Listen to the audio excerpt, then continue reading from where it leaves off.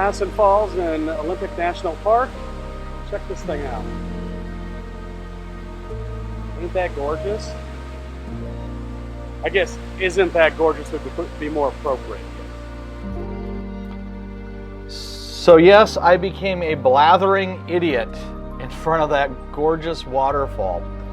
And fortunately for you, that's going to be the last that you're going to see of me talking to camera in the field, most likely for the rest of this series.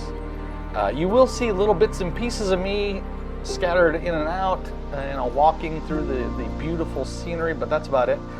So you'll be hearing a lot of my voice, and you may see me back in the office. So anyway, the first waterfall where I became the blathering idiot at was Madison Falls, and it is just gorgeous. It is the easiest of the three that we saw in Olympic National Park to get to.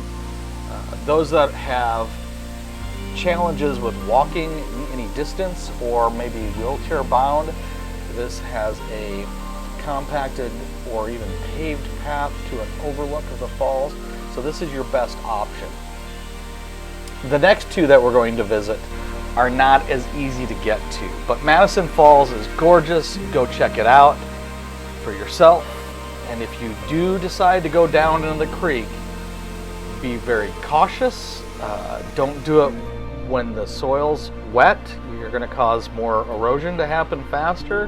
And you need to be mindful of the conditions that you're out in and the effects that you're going to have on the location that you're at.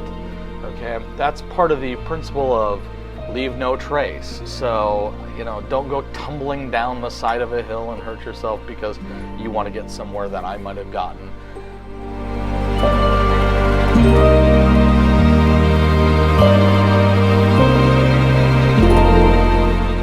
So after we finished up at Madison Falls, Shelly and I walked down the short distance back to the car and drove down to Marymere Falls. This is a little bit more of a hike. There are stairs involved, and there's limited area to photograph or do video from at this location. And there are handrails around the trail. Generally speaking, I won't go past handrails because they're there for a reason. They don't want you to go in and interfere with the natural course of events in the area. If there's no trail down to a waterfall, don't make one, okay? That's the simplest thing to say. It's, leave no trace. Don't interfere with it. And also be respectful of everyone else that's trying to see the scenery. They're gorgeous waterfalls. Marymere Falls is a hike, like I said, and it does require steps.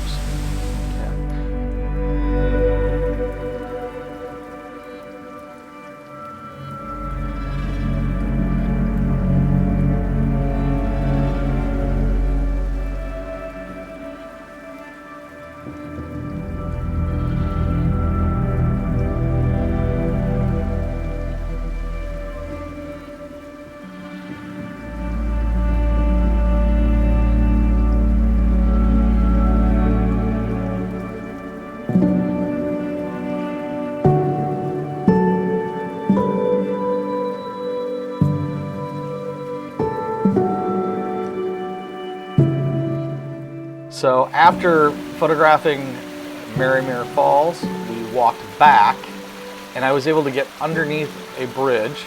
Here again, it didn't require me to do anything that was going to damage the integrity of the stream bank.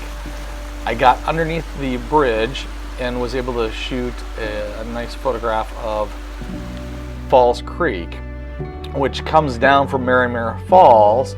And it's just this gorgeous little scene underneath the bridge. And of course, being underneath a bridge, people walking over kept making troll references. And so I played along a little bit with them. I wish I would have recorded it. I didn't. But it was just a gorgeous little scene underneath the bridge. And after that, we headed back to the car and drove down to Solduck Falls.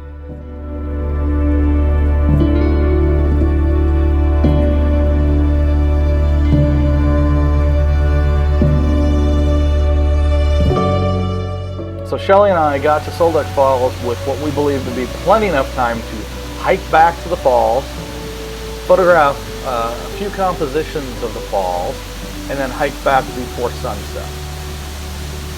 What we didn't take into account was the terrain and the fact that Solduck is nestled back in the mountain. So your applications that you might use, like photo pills or the photographers and ephemeris, doesn't give an accurate sunset for the location. We got back there and I got time to photograph one composition, and as I was looking for my next composition and Shelly was working on hers, I noticed the sun was setting. So I packed everything up, let Shelly finish up her shots, and I pulled out the head torches and we headed back to the car in the dark. And by the time we got to the car, it was pretty dark. Thanks for watching. Hit the like button if you like the video, subscribe, and hit the bell if you want to be notified on future videos. And please feel free to share. We'll see you on the next one.